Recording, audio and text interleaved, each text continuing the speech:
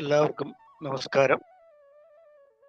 Adi Shankara international ഫൗണ്ടേഷന്റെ ആഭിമുഖ്യത്തിലുള്ള അഹം ബ്രഹ്മാസ്മി എന്ന ഈ പഠന പരിപാടി ഇവിടെ ആരംഭിക്കുകയാണ്. ശ്രീ ശങ്കര വിരചിത രചനകളെ കുറിച്ച് ഉള്ള വിശദമായ പഠനമാണ് ഇതുകൊണ്ട് നമ്മൾ ഉദ്ദേശിക്കുന്നത്. നമുക്ക് ഏവർക്കും പ്രിയങ്കരനായ ശ്രീ ജയകൃഷ്ണൻജിയാണ് ക്ലാസ് എടുക്കുന്നത്. അദ്ദേഹത്തെ സാദരം ക്ഷണിക്കുന്നതോടൊപ്പം ഈ പഠന പരിപാടിയിൽ പങ്കെടുക്കുന്ന ഓരോരുത്തർക്കും ആദിശങ്കര ഇന്റർനാഷണൽ ഫൗണ്ടേഷന്റെ ഹൃദയംഗമായ സ്വാഗതം ആശംസിക്കുന്നു.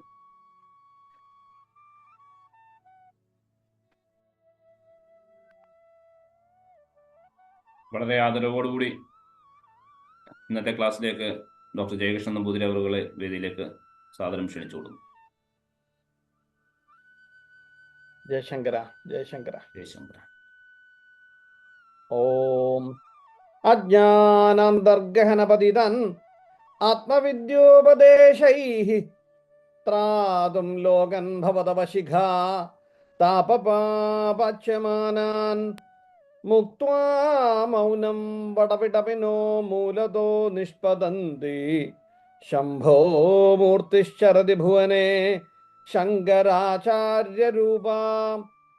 സദാശിവസമാരംഭാം ശങ്കരാചാര്യമധ്യമാം അസ്മദാചാര്യപര്യന്താം വന്ദേ ഗുരുപരമ്പരാം ശങ്കരം ശങ്കരാചാര്യം കേശവം ബാദരായണം സൂത്ര ഭാഷ്യകൃതൗ വന്ദേ ഭഗവന്തൗ പുനഃ പുനഃ. ഓം സരസ്വതി നമസ്തുഭ്യം വരദേ കാമരൂപിണി വിദ്യാരംഭം കരിഷ്യാമി സിദ്ധ്യർഭവതു മേ സദാ. ഓം സവിത്രീർഭീർവാചാം ശശിമണിശിലാഭംഗരുചിഭിः വശിന്യാദിഭ്യസ്ത്വാം സഹജനനി സഞ്ചിന്തയതി യഃ സകർത്താ കാവ്യാനാം ഭവതി മഹദാം ഭംഗിരുചിഭിः വചോഭിർവാഗ്ദേവീ വദനകമലാമോദമധുരൈ. ഓം ഹരിശ്രീ ഗണപതായേ നമഃ. അവിഘ്നമസ്തു. ജയശങ്കര.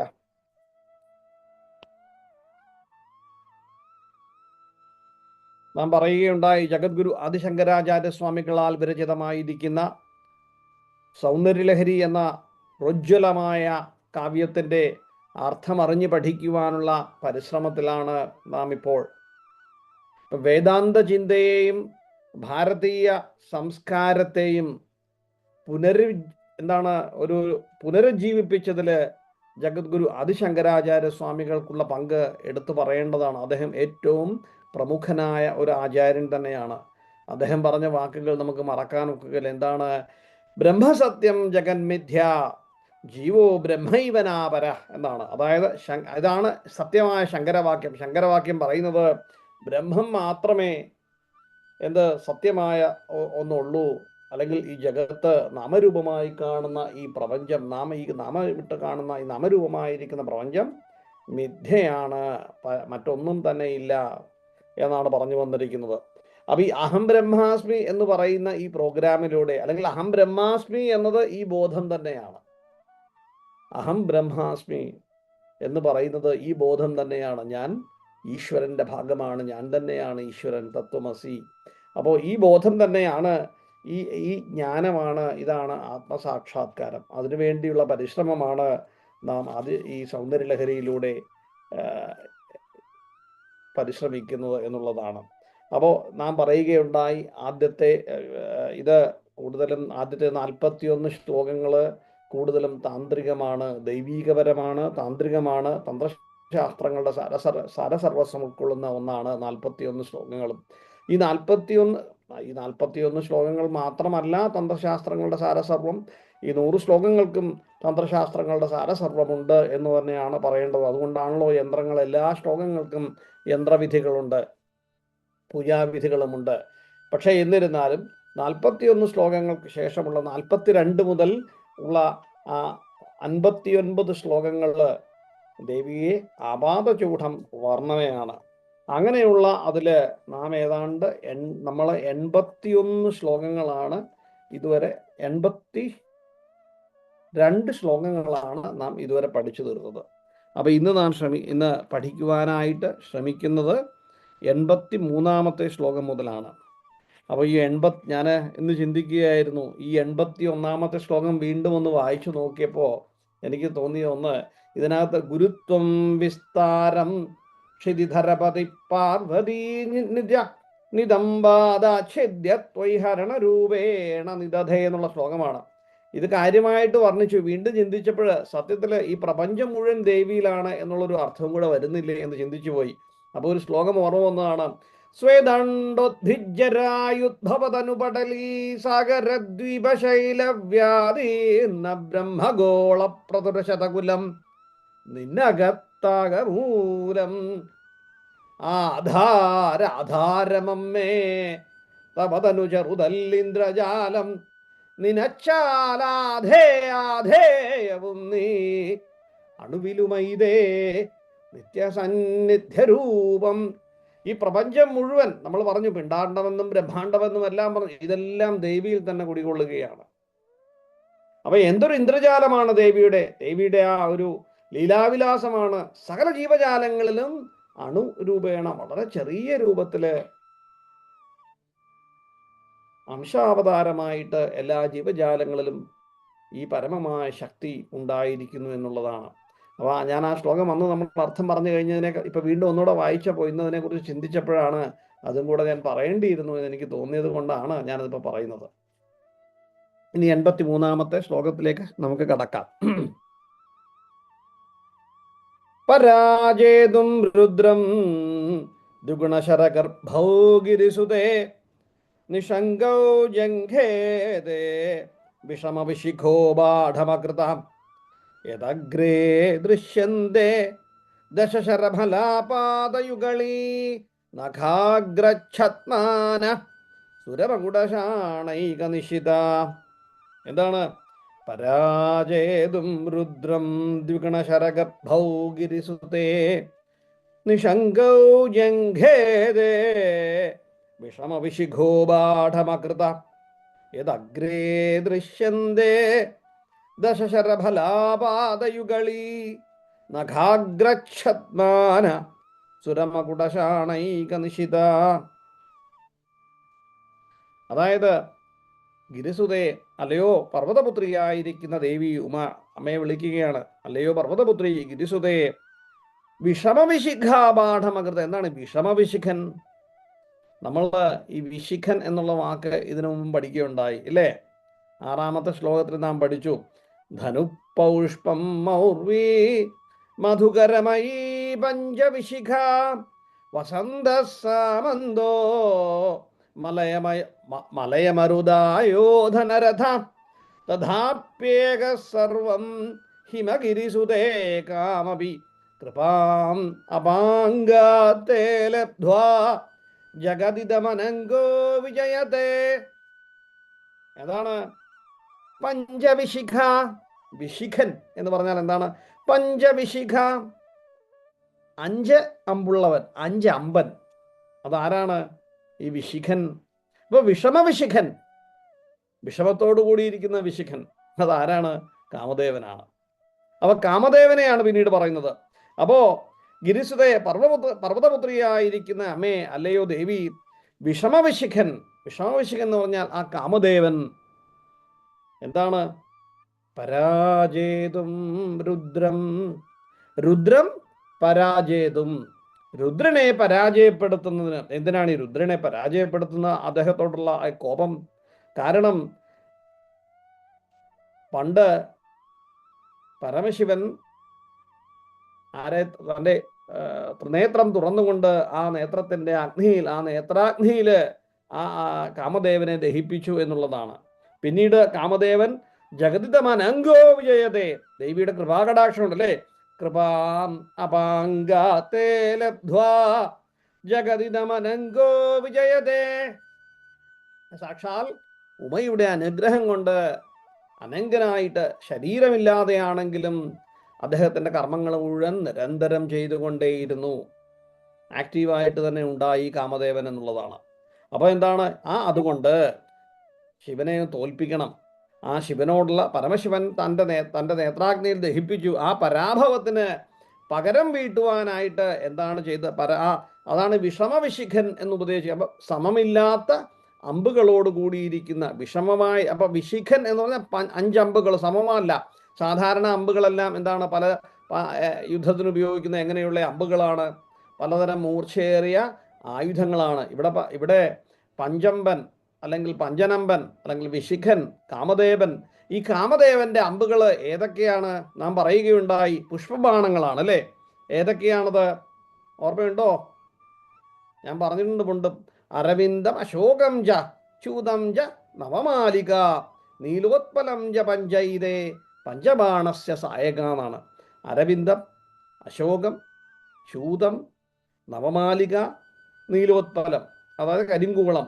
ഇവയാണ് ഈ കാമദേവന്റെ സായകം എന്ന ഈ ആവനാഴിയിലെ 5 അമ്പുകൾ എന്നുള്ളതാണ്. അപ്പൊ ഇവിടെ എന്താണ്? പരാജേതും രുദ്രം പരാജേതും, രുദ്രനെ പരാജയപ്പെടുത്തുന്നതിനായിട്ട് ദ്വിഗുണശരഗർഭോ ഗിരിസുതേ. എന്താണ് ദ്വിഗുണ ശരഗർഭോ? ദ്വിഗുണ 2 പ്രാവശ്യം ഗുണിക്കുക. എന്തിനെ?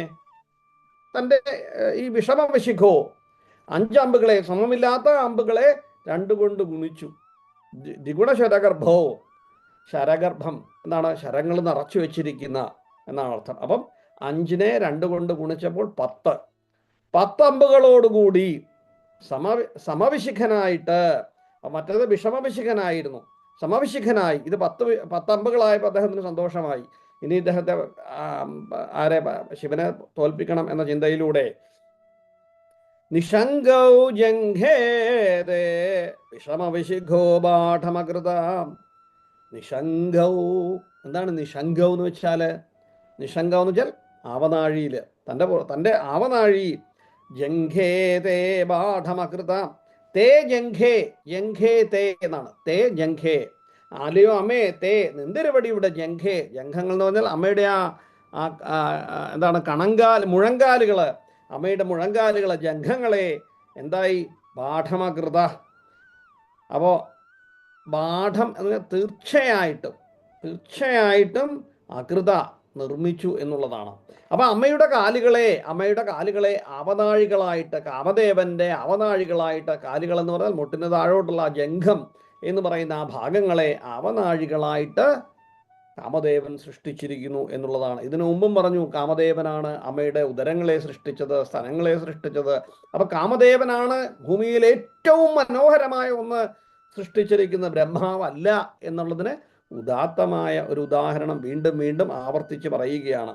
അപ്പോൾ തേ ജംഘേ, എന്തിനുവേണ്ടിയുടെ മുഴങ്കാലുകൾ, ആകൃത, ബാഠമകൃത എന്ന് വെച്ചാൽ നിർമ്മിച്ചു എന്നുള്ളതാണ്. പിന്നീടോ അപ്പൊ പരാജേതും രുദ്രം ദ്വിഗുണശരഗർഭോ ഗിരിസുതേ നിഷംഗൗ ജംഘേതേ വിഷമവിശിഖോ പാഠമകൃത. പർവ്വതപുത്രിയായിരിക്കുന്ന, അല്ലയോ ദേവി, വിഷമവിശിഖനായിരിക്കുന്ന ആ പഞ്ചമ്പൻ കാമദേവൻ തൻ്റെ സമമായി അല്ലാതിരിക്കുന്ന ആകെ 5 അമ്പുകൾ മാത്രമേ ഉള്ള അദ്ദേഹം തൻ്റെ ബാണങ്ങളെ ഇരട്ടിച്ച്, പിന്നെ എന്താണ്, അവയെ എവിടെയെങ്കിലും വെക്കണ്ടേ? അവയെ വെക്കാനായിട്ട് നിഷംഘൗ ജംഘേതേ, അമ്മയുടെ കാലുകളെ അവനാഴികളായിട്ട്, കണങ്കാലുകൾ, അമ്മയുടെ മുഴങ്കാലുകളെ എന്തായിട്ട് കാമദേവന്റെ അവതാഴികളായിട്ട് പാഠമകൃത തീർച്ചയായിട്ടും അതിനെ നിർമ്മിച്ചു എന്നുള്ളതാണ്. പിന്നീടോ യദഗ്രേ ദൃശ്യന്തേ, അപ്പൊ അത് അവനാഴിയാന്ന് തന്നെ എടുത്തു പറയാം. അതിന് കാരണമുണ്ട്. എന്താണ്? ഏതഗ്രേ ദൃശ്യന്തേ, ഏതഗ്രേ, ഏതൊന്നിന്റെ അഗ്രമാണോ, അതായത് അവയുടെ അറ്റത്ത്, ഈ 2 മുഴങ്കാലുകളുടെ അറ്റത്ത്. അപ്പൊ നേരത്തെ പറഞ്ഞു 5 അമ്പൻ ഇരട്ടിച്ചു എന്ന് പറഞ്ഞു. അപ്പൊ എന്താണ്? 2 അവനാഴിയായി, 2 കാലുകളായില്ലേ? അപ്പൊ 2 അവനാഴിയായി, 2 അവനാഴിയിലും 5 അമ്പ് 10. അപ്പം എന്തായി? പരാജേതും രുദ്രം ദ്വിഗുണ ശരഗർഭൗ, ശരഗർഭം എന്ന് പറഞ്ഞാൽ ശരങ്ങളെ കൊണ്ട് നിറച്ചിരിക്കുക, ഗർഭം എന്ന് വെച്ചാൽ നിറഞ്ഞിരിക്കുന്ന, ആ ശരങ്ങളെ കൊണ്ട് നിറഞ്ഞിരിക്കുന്ന നിഷംഘൗ, 2 ആവനാഴികളെ നിർമ്മിച്ചു. ആ 2 ആവനാഴികളും 5 അമ്പിട്ടു. അപ്പൊ എന്തായി? സമമായ അമ്പുകളായി അല്ലേ? 5 5 10. എന്നിട്ട് എന്താണ് ചെയ്തത്? യദഗ്രേ ദൃശ്യന്തേ ദശശരഫലാപാദയുഗളീ നഖാഗ്രച്ഛദ്മാന സുരമകുടശാണൈകനിശിത. എന്താണ്? ഏതഗ്രേ, ഏതൊന്നിൻ്റെയാണോ? അത് കാൽപാദങ്ങളുടെ, ആ കണങ്കാലുകളുടെ, അവയുടെ അഗ്രത്ത്, അഗ്രഭാഗത്ത് എന്തു ചെയ്തു? ഏതഗ്രേ ദൃശ്യന്തേ ദശശരഫലാപാദയുഗളീ നഖാഗ്രച്ഛദ്മാന സുരമകുടശാണൈകനിശിത. ആ നഖാഗ്രം, 2 പാദങ്ങളുടെയും നഖത്തിൻ്റെ അഗ്രം, അഗ്രച്ഛദ്മാന എന്നതാണ് അഗ്രങ്ങൾ എന്ന വ്യാജേന, ഛദ്മാന വ്യാജേന. അപ്പൊ 2 ആവനാഴികൾ ഉണ്ടാക്കി എന്ന് പറഞ്ഞു. ആവനാഴികളുടെ പിന്നെ കാൽപാദങ്ങളാണല്ലോ ഉള്ളത്. ആ കാൽപാദങ്ങളുടെ നഖങ്ങൾക്ക്, അഗ്രത്തിന് എന്താണ് പറഞ്ഞിരിക്കുന്നത്? നഖങ്ങളുടെ അഗ്രം എന്ന വ്യാജേന. അവിടെ എന്താണ് ഉണ്ടാക്കിയിരിക്കുന്നത്? സുരമകുടശാണൈക നിശിത. സുരമകുടശാണൈക നിശിത. സുരൻ എന്ന് പറഞ്ഞാൽ ദേവന്മാര്. അപ്പൊ നേരത്തെ നമ്മൾ പറഞ്ഞു, ഇന്ദ്രാദി ദേവന്മാരെല്ലാം ആ ദേവിയുടെ കാൽക്കീഴിൽ എപ്പോഴും ഇങ്ങനെ എന്താണ്, ദേവീ ദേവന്മാരെപ്പോഴും ദേവിയുടെ കാൽപാദങ്ങളിൽ സുപ്രശ്രയം നമസ്കരിച്ചു കൊണ്ടിരിക്കുകയാണെന്ന് നമ്മൾ ഇതിനു മുമ്പുള്ള ശ്ലോകങ്ങളിലൊക്കെ പഠിക്കുകയുണ്ടായി. അപ്പൊ ഇവിടെ എന്താണ്? യദഗ്രേ ദൃശ്യന്തേ ദശശരഫലാപാദയുഗളീ നഖാഗ്രച്ഛദ്മാന സുരമകുടശാണൈകനിശിത. അപ്പോ ആ ഇന്ദ്രാദിദേവന്മാരുടെ കിരീടങ്ങളാകുന്ന എന്ത്? ഷാണൈ. ഷാണൈ എന്ന് വെച്ചാൽ ചാണക്കല്ലുകൾ. എന്തിന്? മൂർച്ച കൂട്ടാൻ, ആയുധങ്ങൾക്ക്. അപ്പൊ അമ്പിന് മൂർച്ച കൂട്ടണ്ടേ? അപ്പൊ ഈ അമ്പിന് മൂർച്ച കൂട്ടാനായിട്ട് ഇന്ദ്രന്മാർ എവിടെയാണ് ഉപയോഗിക്കുന്നത്? ചാണയായിട്ട്. ആരുടെ? ദേവിയുടെ കാൽപാദങ്ങളിൽ എപ്പോഴും സുപ്രശ്രയം നമസ്കരിച്ചു കൊണ്ടിരിക്കുന്ന സുരശ്രേഷ്ഠന്മാരുടെ, ദേവന്മാരുടെ, ഇന്ദ്രാദി ദേവന്മാരുടെ മകുടം, കിരീടം. പാദയുഗളീ നഖാഗ്രച്ഛദ്മാന സുരമകുടശാണൈക നിശിത എന്നാണ്. ദശശരഫല. അപ്പൊ എന്താണ് ഇവിടെ? വേറൊന്നുകൂടെ പറഞ്ഞു. ദൃശ്യന്തേ ദശശരഫല. ദശശരഫല 10, ദശം 10. ശരഫല എന്ന് പറഞ്ഞാൽ ഇവിടെ ഫലം പോലെ, ഫലം വെച്ചാൽ അർദ്ധചന്ദ്രാകൃതിയായിരിക്കുന്ന എന്നർത്ഥം. ആ അർദ്ധചന്ദ്രാകൃതിയായിരിക്കുന്ന അല്ലെങ്കിൽ 10 അർദ്ധചന്ദ്രാകാരങ്ങളായിരിക്കുന്ന അമ്പിൻ മുനകള്. അപ്പം അമ്മയുടെ നഖം വളരെ മനോഹരമായിട്ട് ഒരു അർദ്ധചന്ദ്രാകൃതമായിട്ട് ഉണ്ടാക്കിയിരിക്കുകയാണ്. അതെന്താണ്? അമ്പിന്റെ മുനകളായിട്ടാണ്. അതെവിടെ? ഏത് ചാണയിലാണ് ഇത് ഉരച്ച് മിനുസി മൂർച്ഛപ്പെടുത്തി വെച്ചിരിക്കുന്നത്? അമ്മയുടെ കാൽപാദങ്ങളിൽ എപ്പോഴും നമസ്കരിച്ചു കൊണ്ടിരിക്കുന്ന ഇന്ദ്രാദി ദേവന്മാരുടെ കിരീടങ്ങളിലാണ് എന്നാണ്. അപ്പൊ നമ്മൾ ഇതിനു മുമ്പ് 22-ാമത്തെ ശ്ലോകം നോക്കിയാല്, 22-ാം തോന്നുന്നു, 22-ാമത്തെ ശ്ലോകത്തിൽ പറയുന്നുണ്ട്. അതേപോലെ 25-ാമത്തെ ശ്ലോകത്തിലും എന്താണ്? ഭവാനിത്വം ദാസേ മൈ വിതര ദൃഷ്ടിം സകരുണാം ഇതി സ്തോതും വാഞ്ചൻ കഥയതി ഭവാനിത്വമിതി തദൈവത്വം തസ്മൈ ദിശസി നിജസായുജ്യ പദവിം മുകുന്ദ ബ്രഹ്മേന്ദ്ര സ്ഫുടമകുട നീരാജിത പദാം. അപ്പൊ എന്താണ്? മുകുന്ദൻ, ബ്രഹ്മാവ്, ഇന്ദ്രൻ തുടങ്ങിയവരെല്ലാം സ്ഫുടമകുടങ്ങളാൽ നിരാഞ്ജനം ചെയ്യപ്പെടുന്ന പാദങ്ങളോട് കൂടിയ അവിടുത്തെ സായുജ്യ പദവിയെ നമിക്കുന്നു എന്നാണ്. അപ്പൊ എന്താണ് സ്ഫുടമകുടം? ആ കിരീടം അല്ലേ? അപ്പോഴിങ്ങനെ എണീറ്റ് എപ്പോഴും ഇങ്ങനെ എണീക്കുകയും നമസ്കരിക്കുകയും ചെയ്തുകൊണ്ടിരിക്കുകയാണ് ദേവി. അപ്പൊ അവരുടെ കിരീടങ്ങളിൽ നിന്ന് വരുന്ന പ്രകാശം ദേവിയെ നിരാഞ്ജനം ഒഴിയുന്നത് പോലെ തോന്നുന്നു എന്ന് നാം 22-ാമത്തെ ശ്ലോകത്തിൽ പഠിക്കുകയുണ്ടായി. ഇപ്പൊ ഇവിടെ പറയുന്ന ചാണയ്ക്ക് തുല്യമായിട്ടാണ് ഈ കിരീടങ്ങളിൽ ഉരച്ച് വൃത്തിയാക്കി മൂർച്ച കൂട്ടി വെച്ചിരിക്കുന്നു എന്നാണ് പറഞ്ഞിരിക്കുന്നത്.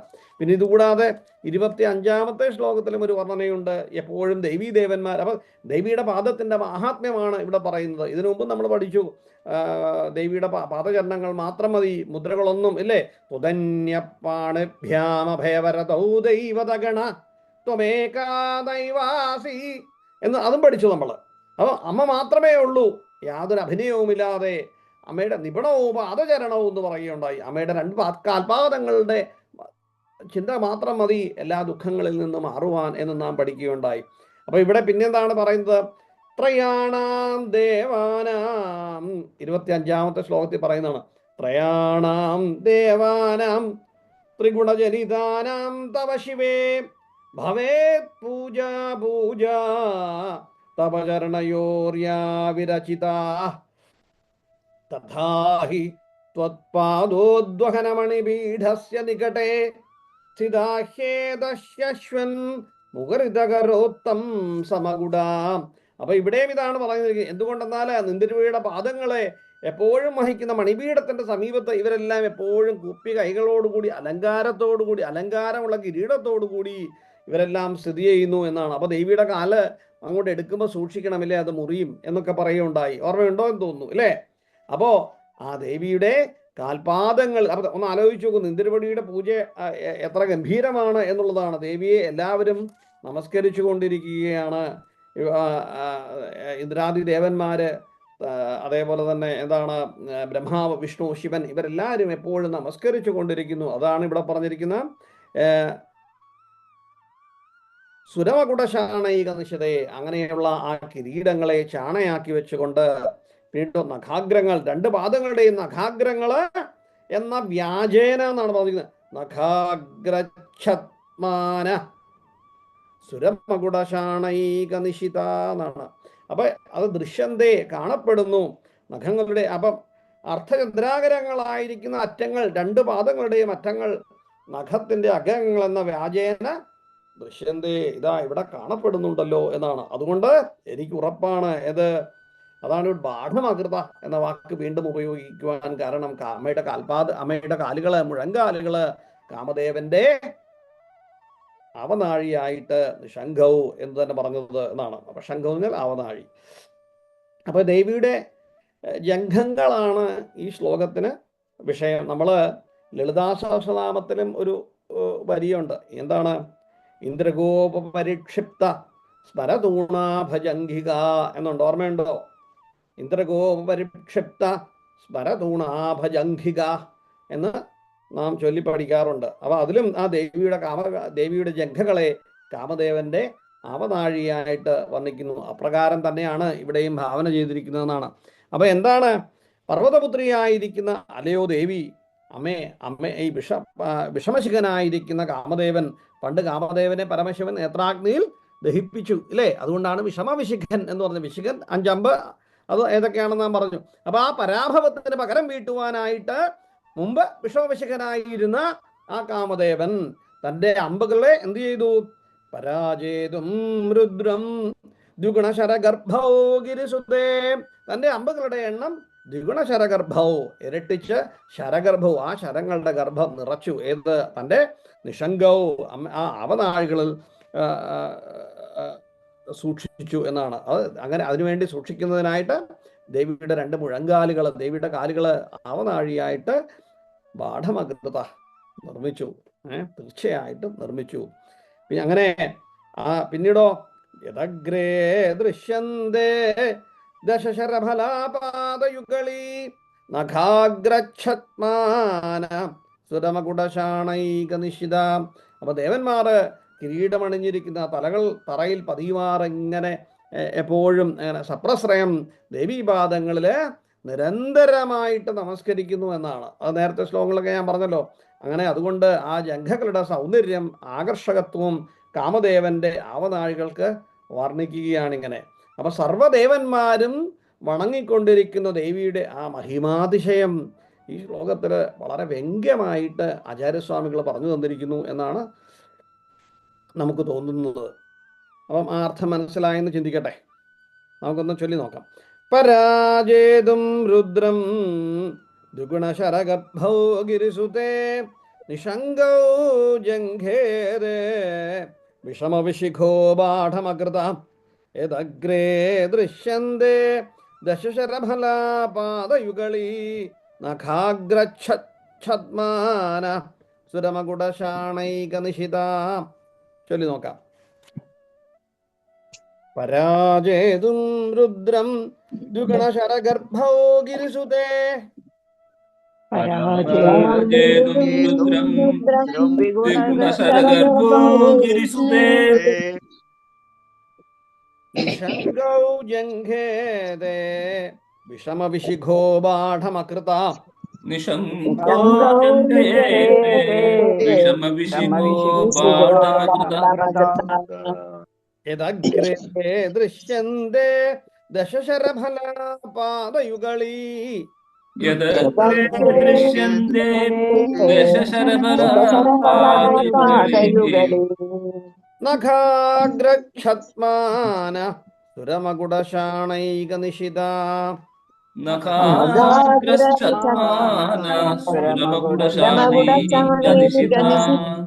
അപ്പൊ അതാണ് കണങ്കാലുകള്, ദേവിയുടെ കണങ്കാലുകള് കാമദേവന്റെ ആ തുണീരമായിട്ട് അവനാഴിയായിട്ടും ദേവിയുടെ വിരലുകളെ അമ്പുകളായിട്ടുമാണ് ഇവിടെ ആചാര്യസ്വാമികൾ വർണ്ണിച്ചിരിക്കുന്നത് എന്നുള്ളതാണ്. അപ്പൊ കാമദേവന്റെ സാന്നിധ്യം വേറൊന്നുകൂടെ നാം ചിന്തിക്കണം. ആ കാമദേവന്റെ സാന്നിധ്യം ഇതിനു മുമ്പ് ദേവിയുടെ വയറ്റിൽ കാമദേവൻ ഉണ്ട് എന്ന് നാം ഇതിനു മുമ്പ് ശ്ലോകത്തിൽ പറഞ്ഞു. പരമശിവൻ കാമദേവനെ നേത്രം കൊണ്ട് ദഹിപ്പിച്ചപ്പോൾ ദേവിയുടെ വയറ്റിലേക്ക് എടുത്ത് ചാടി എന്ന് പറഞ്ഞു. കാമദേവന്റെ മുഖത്തില്, ദേവിയുടെ മുഖത്തിലാണ് കാമദേവൻ സഞ്ചരിക്കുന്ന രഥങ്ങളായിട്ട് ദേവിയുടെ കുണ്ടലങ്ങളെ ആ വർണ്ണം കൊണ്ട് പറയുകയുണ്ടായി. അതിൻ്റെ ആ രഥങ്ങളുടെ ചക്രങ്ങളാണ് എന്ന് പറയുകയുണ്ടായി. അപ്പൊ എങ്ങനെ നോക്കിയാലും ഭൂമിയിൽ അല്ല പ്രപഞ്ചത്തിന് അതീതമാണല്ലോ, ഏറ്റവും മനോഹരമായ ഒന്ന് ദേവി തന്നെയാണ് എന്ന് വീണ്ടും വീണ്ടും ആവർത്തിച്ചുറപ്പിച്ച് പറഞ്ഞുകൊണ്ടേയിരിക്കുകയാണ്. അപ്പൊ കാമദേവന്റെ സാന്നിധ്യം ഈ വിരലുകളെ ഏവർക്കും ആകർഷണീയമാക്കി തീർത്തിരിക്കുന്നു. ഞാൻ പറയുകയും ചെയ്തു, ഇന്ദ്രഗോപ പരുക്ഷിത്ത സ്മരതൂണാഭജംഘിക എന്ന് ലളിതാ സഹസ്രനാമത്തിലും വർണ്ണിച്ചിട്ടുണ്ടോ എന്നുള്ളതാണ്. ചൊല്ലി നോക്കാം. പരാജേതും രുദ്രം ദ്വിഗുണശരഗർഭോ ഗിരിസുതേ. പരാജേതും രുദ്രം ദ്വിഗുണശരഗർഭോ ഗിരിസുതേ. നിശങ്കൗ ജംഘേദേ വിഷമവിശിഖോ ബാഠമകൃത. നിശങ്കോ ജംഘേതേ വിഷമവിശിഖോ ബാഠമകൃത. യദഗ്രേ ദൃശ്യന്തേ ദശശരഫലപാദയുഗളീ. യദഗ്രേ ദൃശ്യന്തേ ദശശരഫലപാദയുഗളീ. നഖാഗ്രക്ഷത്മാന സുരമകുടശാണൈകനിശിതാ.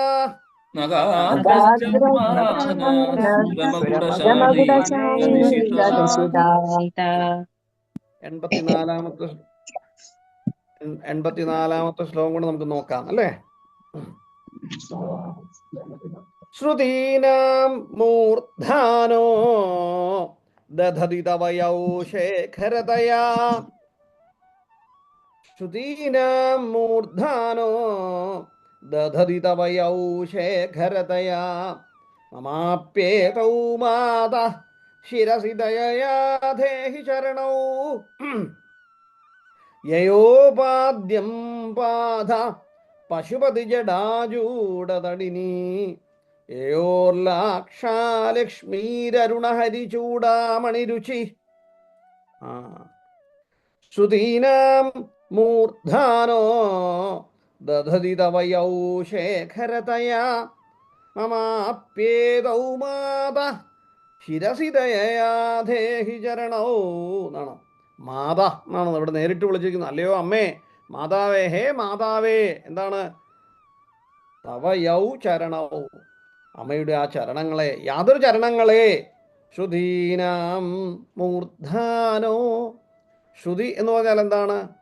ശ്രുതീനാം, ആ വേദസിന്റെ ശ്രുതീനാം വേദങ്ങളുടെ, മൂർധാനാം, മൂർധാവ് ശിരസ് അല്ലെ. അപ്പൊ വേദങ്ങളുടെ ശിരസ് ഏതാണ്? വേദങ്ങളുടെ ശിരസ് എന്ന് പറയുന്നത് ഉപനിഷത്തുകളെയാണ്. അപ്പോ കാരണം വേദാന്തമാണല്ലോ, വേദസാരമാണല്ലോ ഉപനിഷത്തുകൾ.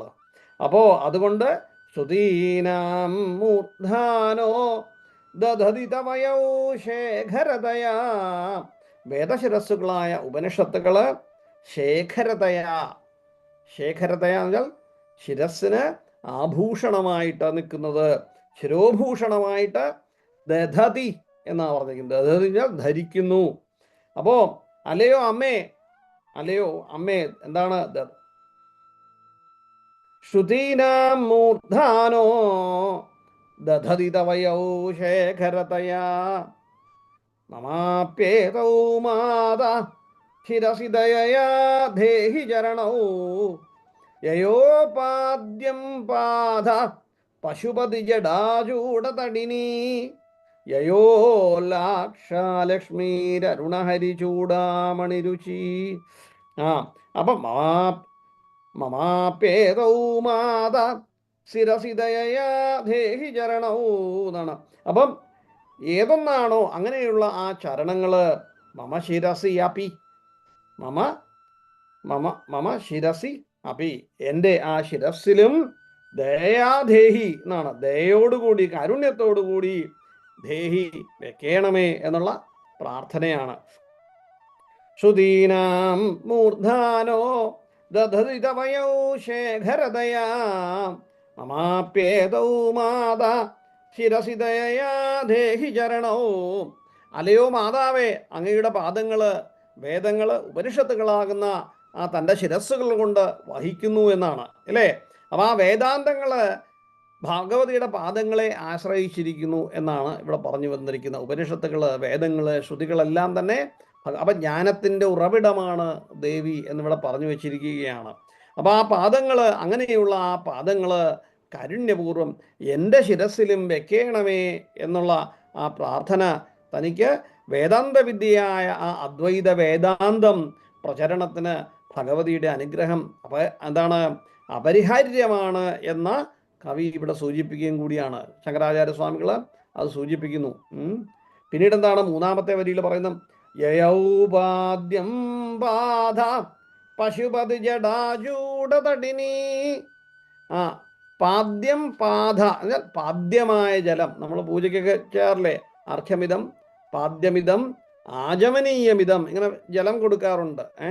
അപ്പോൾ ഇങ്ങനെ ജലം അർപ്പിക്കുമ്പോൾ അപ്പോൾ ദേവിയുടെ കാൽപാദങ്ങളിൽ പാദ്യ ജലം അർപ്പിച്ചു. അത് എവിടെ നിന്നുള്ളതാണ്? പശുപതി ജടാചൂടതടിനീ എന്നാ പറഞ്ഞിരിക്കുന്നത്. യയോപാദ്യം പാദ പശുപതി ജടാചൂടതടിനി. പശുപതി എന്ന് പറഞ്ഞാൽ ശിവൻ. ആ പരമശിവന്റെ ജടാചൂടത്തിൽ നിന്നും വന്നിരിക്കുന്ന തടിനി. തടിനി എന്ന് പറഞ്ഞാൽ നദി അല്ലെങ്കിൽ ഒഴുക്ക്. ആ ജടാചൂടത്തിൽ വസിക്കുന്നതായിരിക്കുന്ന ആ തടിനി, അതായതാണ് ഗംഗാനദി. അപ്പൊ ദേവിയുടെ കാൽപാദങ്ങളിൽ എന്താണ് പാദ്യമായിട്ട് വഹിക്കുന്നത്? ഗംഗാജലം തന്നെയാണ്. അപ്പൊ ദേവിയുടെ കാൽപാദങ്ങളിൽ ശ്രുതിയുണ്ട്, വേദങ്ങളെല്ലാം ഉണ്ട്, ഗംഗാനദിയുമുണ്ട്, എല്ലാം ദേവിയുടെ കാൽപാദങ്ങളിലാണ്. അപ്പൊ അങ്ങനെ വരുമ്പോ പിന്നെന്താണ് പറയുന്നത്? യയോ ലാക്ഷാലക്ഷ്മീരരുണഹരിചൂടാമണിരുചി യയോപാദ്യം ബാധ പശുപതി ജടാചൂടതടിനി യയോ ലാക്ഷാലക്ഷ്മീരരുണഹരിചൂടാമണിരുചി. യയോ ഏതൊരു പാദങ്ങളുടെ എന്നാണ്. യയോ ഏതൊരു പാദങ്ങളുടെ. ലാക്ഷാലക്ഷ്മി. ലാക്ഷാലക്ഷ്മി എന്ന് ഉദ്ദേശിക്കുന്നത് ആ ചെമ്പഞ്ഞിച്ചാറ്. ലാക്ഷം എന്ന് പറയുന്നത് ചെമ്പഞ്ഞിച്ചാറാണെന്ന് നാം പഠിക്കുകയുണ്ടായി. ലക്ഷ്മി എന്ന് ഉദ്ദേശിക്കുന്നത് ഇവിടുത്തെ ആ ശോഭയാണ്. ആ ചെമ്പഞ്ഞിച്ചാറിൻ്റെ ആ ശോഭ എന്താണ്? യയോ ലാക്ഷാലക്ഷ്മീരരുണഹരിചൂടാമണിരുചി. ആ മഹാവിഷ്ണുവിൻ്റെ കിരീടത്തില് ഹരി ചൂടാമണി രുചി. ഹരിയുടെ കിരീടത്തിലുള്ള ആ ചൂടാമണിക്ക് അത് ശുക്ലവർണ്ണമാണ്, വെളുത്ത നിറമുള്ളതാണ്. അതിന് അമ്മയുടെ കാൽപാദങ്ങളിലെ ആ ചെമ്പഞ്ഞിച്ചാറിൻ്റെ നിറം നേരത്തെ പറഞ്ഞു. നേരത്തെ 22 ശ്ലോകം 25 ഞാൻ വർണ്ണിച്ചു. ആ ശ്ലോകങ്ങൾ അതിലെല്ലാം പറഞ്ഞിരിക്കുന്ന പോലെ എപ്പോഴും മുകുന്ദ ബ്രഹ്മേന്ദ്രൻ ഇവരെല്ലാവരും നിരാജിതം ദേവിയെ ഇങ്ങനെ നിരാഞ്ജനം എപ്പോഴും സപ്രശ്രയം ആശ്രയിച്ച് നമസ്കരിച്ചു കൊണ്ടിരിക്കുന്നത് കൊണ്ട് അങ്ങനെ ഇപ്പോൾ ദേവിയുടെ കാലിലുള്ള ആ ചെമ്പഞ്ഞിച്ചാറിൻ്റെ ലാക്ഷാരസം കൊണ്ട് എന്തു പറ്റുന്നു? അങ്ങനെ ആ ഹരിയുടെ കിരീടത്തിലെ മണികൾ എന്തായിട്ട് മാറുന്നു? അരുണവർണ്ണമായിട്ട്, രക്തവർണ്ണമായിട്ട് കാണപ്പെടുന്നു എന്നുള്ളതാണ്. അപ്പം പിന്നെ വേറെ അതിനോട് ഞാൻ പറയാം. അപ്പം അരുണവർണ്ണമായിരിക്കുന്ന ചൂടാമണിയുടെ കാന്തിയാകുന്നു എന്നാണ്. അപ്പം എന്താണ് പറഞ്ഞിരിക്കുന്നത്? അർത്ഥമായിട്ട് നോക്കിയാൽ, അല്ലയോ അമ്മേ, വേദശിരസ്സുകളായിരിക്കുന്ന ഉപനിഷത്തുകൾ അല്ലേ? എന്താ പറഞ്ഞിരിക്കുന്നത്? ശ്രുതീനാം മൂർധാനോ, ആ വേദശിരസ്സുകളായിരിക്കുന്ന ഉപനിഷത്തുകള് ദദതിതവയൗ ശേഖരതയാ എന്നാണ്. അപ്പോൾ ആ വേദശിരസ്സുകളായിരിക്കുന്ന ഉപനിഷത്തുകള് ശിരോഭൂഷണങ്ങളായിട്ട് ശേഖരത എന്ന് പറഞ്ഞാൽ ഇവിടെ ശിരോഭൂഷണങ്ങളായിട്ട് ധരിക്കുന്ന നിന്തുരുവടിയുടെ ആ ചരണങ്ങള് മമാപ്യേതൗ മാത ശിരസി ദയയാധേഹി ചരണവും, അങ്ങനെയുള്ള അമ്മയുടെ ആ ചരണങ്ങള് ദയോടുകൂടി എൻ്റെ ശിരസിലും വെക്കേണമേ എന്നാണ് ആദ്യത്തെ ആ 2 വരികളുടെ പ്രാർത്ഥന. പിന്നീടോ യയോപാദ്യം പാധ പശുപതി ജടാജൂടതടിനി യയോലാക്ഷാലക്ഷ്മീരരുണഹരിചൂടാമണി രുചി. പിന്നീട് ഈ ചരണങ്ങളിലേക്കുള്ള പാദ്യജലം പരമശിവന്റെ ജടാജൂടത്തിലുള്ള ഗംഗാനദിയാണ്. ഇവയിൽ അണിയുന്ന ആ പാദങ്ങളിൽ അണിയുന്ന ചെമ്പഞ്ഞിച്ചാറ് മഹാവിഷ്ണുവിന്റെ കിരീടത്തിലുള്ള ചൂടാമണിയാണ്. ചൂടാമണിയിൽ ഉണ്ടാകുന്ന അരുണപ്രകാശം ഈ കാലിൽ നിന്നുണ്ടാകുന്നു എന്നും പറഞ്ഞു വരുന്നു എന്നുള്ളതാണ്. അതല്ലെങ്കിൽ മറ്റൊരു വ്യാഖ്യാനമുണ്ട്. മഹാവിഷ്ണുവിന്റെ കിരീടത്തിലുള്ള ആ കിരീടത്തിലെ ആ മണി കൊണ്ട് അത് അമ്മയുടെ കാൽപാദങ്ങളിൽ അത് തട്ടി ആ പ്രകാശം കൊണ്ട് ആ ലക്ഷ്മീ ദേവിയുടെ കാൽപാദങ്ങൾ ചെമ്പഞ്ഞിച്ചാറിന്റെ നിറം പോലെ ആയിരിക്കുന്നു എന്ന് മറ്റൊരു വ്യാഖ്യാനം. ഇങ്ങനെ 2 വ്യാഖ്യാനങ്ങൾ. അപ്പൊ വിഷ്ണുവിന്റെ കിരീടത്തിലുള്ള ശുഭ്രവർണ്ണമായിരിക്കുന്ന ദേവിയുടെ പാദത്തിൽ അണിഞ്ഞിരിക്കുന്ന ആ ലാക്ഷാരസം കൊണ്ട്, ചെമ്പഞ്ഞിച്ചാറ് കൊണ്ട് വിഷ്ണുവിന്റെ കിരീടം രക്തവർണ്ണമായി തീരുന്നു എന്ന് ചില വ്യാഖ്യാതാക്കള്, ചില ആചാര്യന്മാർ പറയുന്നത് അങ്ങനെയല്ല. നമസ്കരിക്കുമ്പോൾ ദേവി അദ്ദേഹത്തിൻ്റെ ഹരിയുടെ കിരീടത്തിൽ നിന്നും ഉണ്ടായിരിക്കുന്ന ആ ചുവപ്പ് നിറത്തിലുള്ള രത്നത്തിൻ്റെ ആരക്തകാന്തി ദേവിയുടെ കാൽപാദങ്ങളിൽ ആ ശോഭ തട്ടിയിട്ട് അരുണവർണ്ണമായി ആ പാദങ്ങൾക്ക് കൂടുതൽ ആരക്തമുണ്ടാക്കുന്നു, അല്ലെങ്കിൽ രക്തവർണ്ണം കൂട്ടുന്നു. ഇങ്ങനെ 2 തരത്തിലുള്ള വ്യാഖ്യാനങ്ങൾ കാണുന്നുമുണ്ട്. പിന്നെ മറ്റൊരു പലരും ചോദിച്ചൊരു ചോദ്യം, എങ്ങനെ ദേവിയുടെ കാൽപാദങ്ങളിൽ പരമശിവന്റെ തലയിലിരിക്കുന്ന ആ ഗംഗാജലം വരുന്നു? അപ്പം പരമശിവൻ നമസ്കരിക്കുന്നുണ്ടോ എന്നുള്ള ചോദ്യം. പരമശിവൻ നമസ്കരിക്കുന്നുണ്ടാവാം, അതുകൊണ്ട് മാത്രമായിരിക്കണമല്ലോ ആ പരമശിവൻ ദേവീപാദങ്ങളിൽ നമസ്കരിച്ചെങ്കിൽ മാത്രമേ പശുപതി ജടാജൂട തടിനി എന്നുള്ള ആ വാക്കിന് നമുക്ക് അർത്ഥം പറയാൻ പറ്റുള്ളൂ. പശുപതിയായിരിക്കുന്ന സാക്ഷാൽ മഹാദേവൻ ദേവിയുടെ പാദങ്ങളിൽ നമസ്കരിക്കുമ്പോൾ ജടയിലിരിക്കുന്ന ഗംഗാജലം ദേവിയുടെ കാൽപാദങ്ങളിൽ വീഴുന്നു. അത് പാദജലം, പാദ്യമായ ജലം, അതെ, പാദ ആയിട്ട് തീരുന്നു എന്നുള്ളതാണ്. പാദ്യജലമായിട്ട് ഗംഗാജലം ആയിത്തീരുന്നു എന്നുള്ളതാണ്. അപ്പൊ ഇവിടെ പരമേശ്വരൻ ദേവീപാദങ്ങളിൽ നമസ്കരിച്ചാൽ മാത്രമേ പശുപതി ജടാജൂട തടിനി എന്ന് നമുക്ക് ദേവിക്ക് പാദ്യമായി തീരുന്നുള്ളൂ എന്നുള്ളതുകൊണ്ട്. അപ്പം വേറൊന്നുണ്ട്.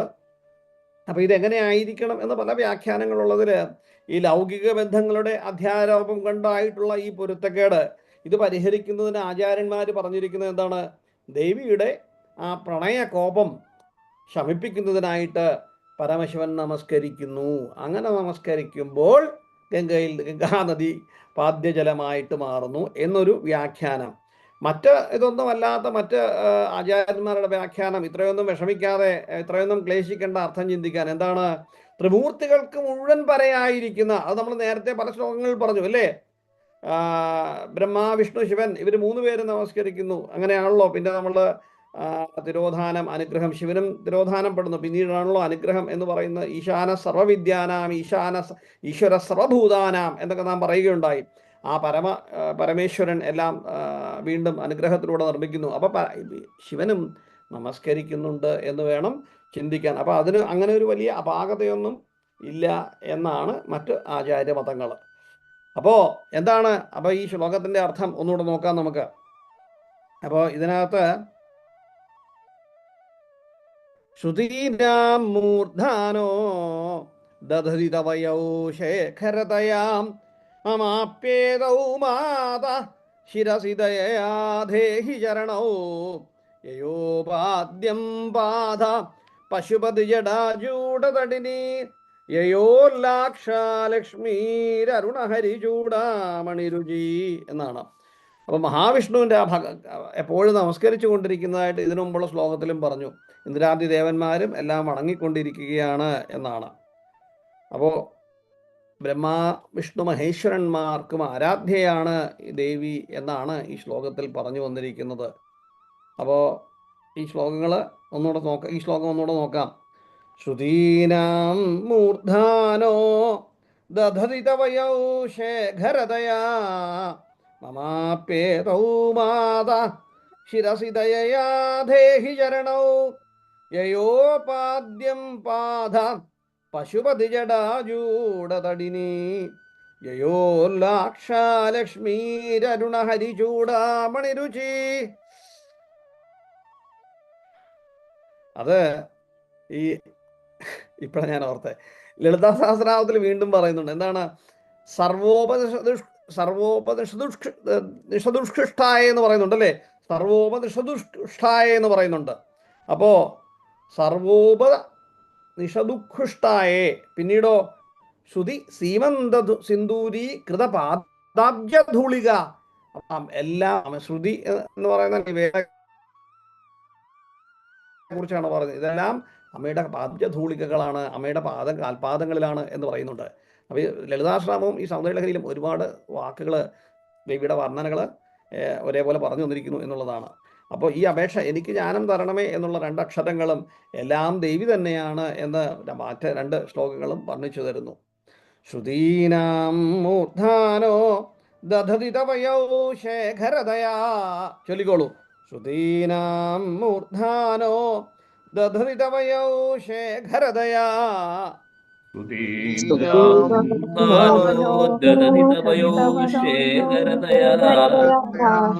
മമാപ്യേതൗ മാത ശിരസി ദയയാ ധേഹി ചരണൗ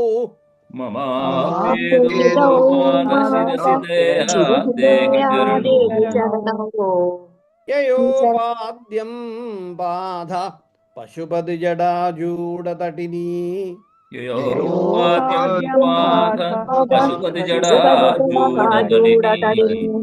യയോല്ലാക്ഷാലക്ഷ്മീരരുണ ഹരിചൂടാമണിരുചി.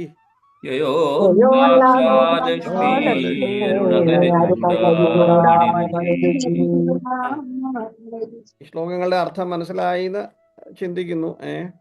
അപ്പോൾ ചൊല്ലാൻ പറ്റുന്ന ഒരു 83ഉം 84ഉം ശ്ലോകങ്ങൾ 2-3 പേര് ചൊല്ലിക്കഴിഞ്ഞാൽ ഇന്നത്തെ ക്ലാസ് നമുക്ക് അവസാനിപ്പിക്കാം. ആരൊക്കെയാണെന്ന് വെച്ചാൽ പ്ലീസ് വോളണ്ടിയർ. ചൊല്ലിക്കോട്ടെ.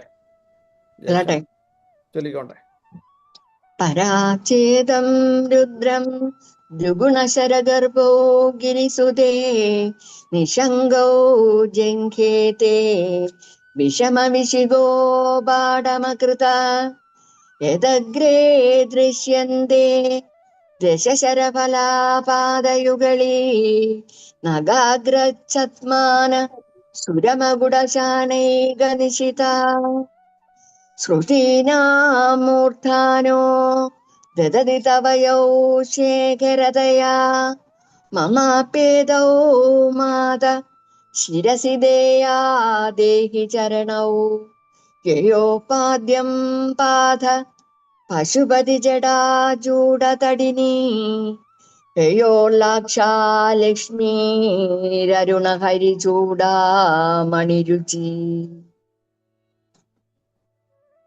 അടുത്തതാരാണ്?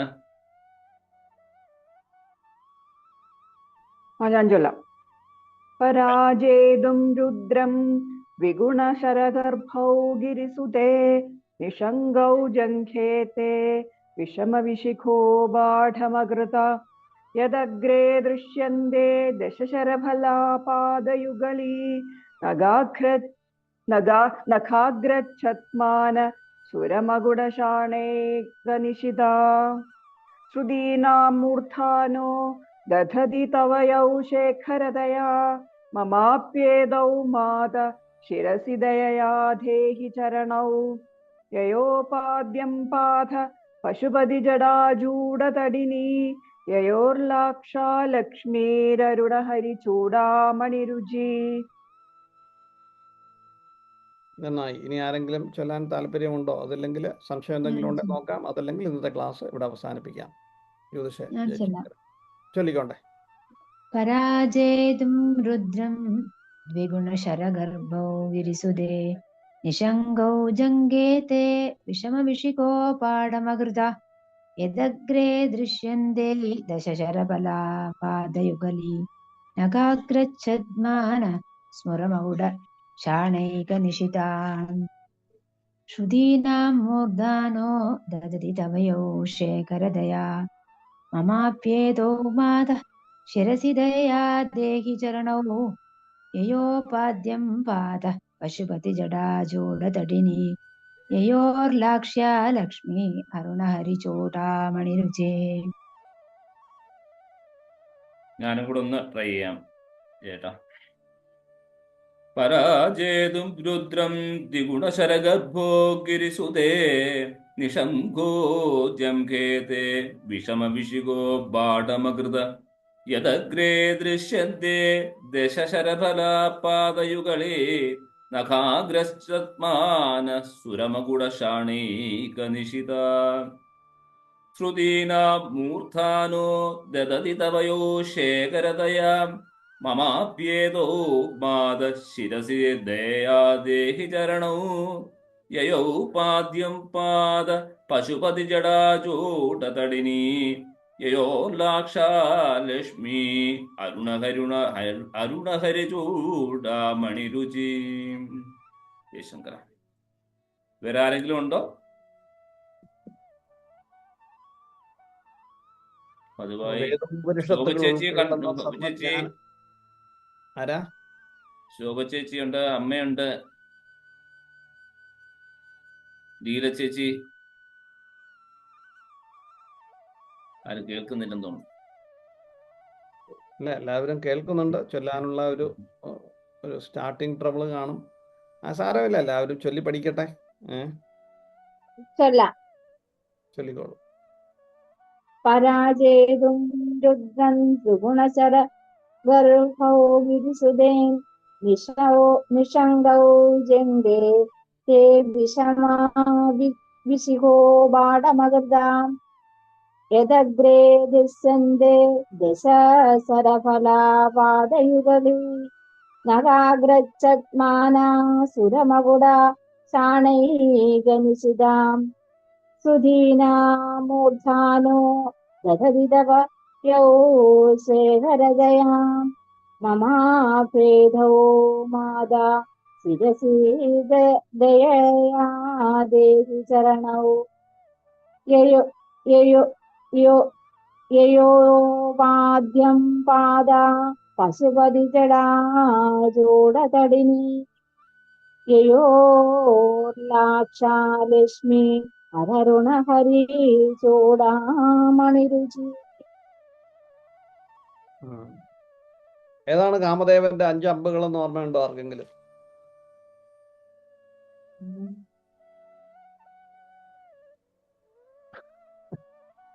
സുരേഷ് ചേട്ടാ, ആർക്കെങ്കിലും ഓർമ്മയുണ്ടോ? നമ്മൾ പല ക്ലാസ്സുകൾ ഇതിനു മുമ്പും പറഞ്ഞിട്ടുണ്ട്. ഇന്ന് വീണ്ടും നമ്മൾ 2-3 തവണ റിപ്പീറ്റ് ചെയ്തു. എന്താണ് ചേട്ടാ പറഞ്ഞത്? കാമദേവന്റെ 5 അമ്പുകള്. അതാണല്ലോ നമ്മുടെ പരാജേതും രുദ്രം ദ്വിഗുണശരഗർഭോ ഗിരിസുതേ നിശങ്കൗ ജംഘേതേ വിഷമവിശിഖോ ബാഠമകൃതാം. ആ വിഷമവിശിഖോ എന്ന് പറഞ്ഞപ്പോൾ ഞാൻ പറയണ്ടേ, എന്താണ് ആ വിശിഖോൻ? 5 അമ്പൻ. ഏതൊക്കെയാണ് 5 അമ്പെന്ന് പറയുന്നുണ്ട്. ആരെങ്കിലും നോട്ട് ചെയ്തോന്ന് അറിയാനാ? ഏതൊക്കെയാണെന്ന് ഓർമ്മയുണ്ടോ? അതാണല്ലോ ഈ ശ്ലോകത്തിലെ രുദ്രം ദ്വിഗുണശരഗർഭവും. ആ 5നെ 2 കൊണ്ട് ഗുണിച്ച് 10 2 കാലുകൾ നിറച്ചിരിക്കുകയാണ്. പണ്ട് കുട്ടികളൊക്കെ പറയല്ലോ, സാറിങ്ങനെ ചോദ്യം ചോദിക്കാണ് ക്ലാസ്. ശരി, എന്നാ വേണ്ട, ചോദ്യമില്ല. ഇതിൽ സനാതന ധർമ്മം പ്രചരിപ്പിക്കണമല്ലോ നമുക്ക്. ചോദ്യം വേണ്ട. അരവിന്ദം അശോകം ചോദ്യം ചോദിക്കുമ്പോ കുറച്ച് മനസ്സിലാവും. അരവിന്ദം അശോകം ചൂതം ച നവമാലിക നീലോത്പലം ച പഞ്ചൈതൈ പഞ്ചബാണസ്യ സായക എന്നാണ്. അരവിന്ദം അശോകം ച ചൂതം ച നവമാലിക നീലോത്പലം ച പഞ്ചൈതേ 5 പഞ്ചൈതേ പഞ്ചബാണസ്യ സായക. കേട്ടോ. ഏതായാലും ഈ ശ്ലോകങ്ങൾ തന്നെ എല്ലാം ആദ്യം മുതൽ ഒന്നുകൂടെ വായിച്ചു വരണം. 15 ശ്ലോകങ്ങളും കൂടെ ഉള്ളൂ. നമുക്ക് 2-3 തവണ ഭംഗിയായിട്ടൊന്ന് റിവൈസ് ചെയ്ത് ഉറപ്പിക്കണം മനസ്സിലേക്ക്. ശ്ലോകങ്ങളെല്ലാം ഒരു സമര്യമായിട്ട് ഉപാസനയായിട്ട് നമുക്കിത് കൊണ്ടു നടക്കണം. Jayashankara. Over to you. Thank you Jayashankara. ജയശങ്കര.